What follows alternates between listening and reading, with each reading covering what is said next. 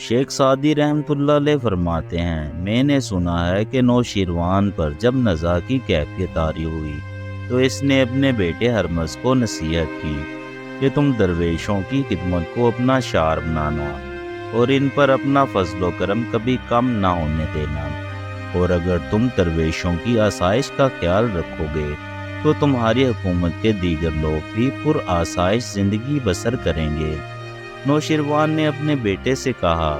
دانا کہتے ہیں جب چرواہا خود آرام پسند ہوگا تو ظالم بھیڑیا اس کی بھیڑوں کو چیر پھاڑ دے گا، اور کسی بھی حاکم کی مثال عوام میں ایک درخت کی سی ہے جس کی جڑیں عوام ہیں، اور اگر جڑیں مضبوط ہوں گی تو درخت بھی قائم رہے گا۔ اور حاکم کو چاہیے کہ جس قدر بھی ممکن ہو عوام کے حقوق کی نگہبانی کرے، اور اگر حاکم عوام پر ظلم روا رکھے گا تو وہ اپنی جڑوں کو خود اپنے ہاتھ سے کاٹے گا۔ نوشیروان نے اپنے بیٹے سے کہا، تم نیک راستے پر گامزن رہنا، اور نیک لوگوں کا راستہ یہی ہے اور اسی راستے پر کامیابی ہے، اور یہ راستہ امید اور خوف کے مابین ہے، اور اگر تمہیں اپنی مملکت میں نقصان کا اندیشہ ہو تو عوام پر ظلم نہ کرنا،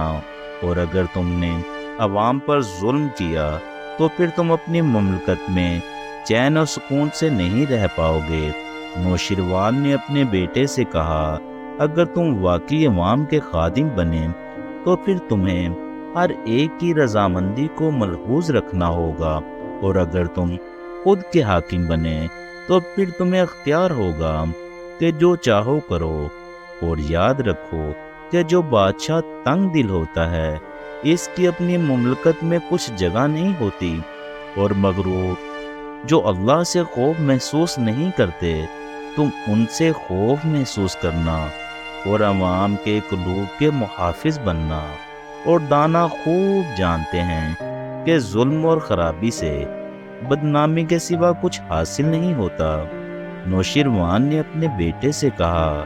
عوام کو قتل نہ کرنا، کیونکہ عوام ہی ملک کے محافظ ہوتے ہیں، اور ان کی مثال پشت کی سی ہے،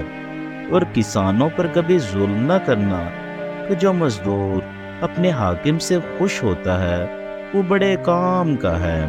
اور جو تمہارے ساتھ بھلائی کرے تم اس کے ساتھ ہرگز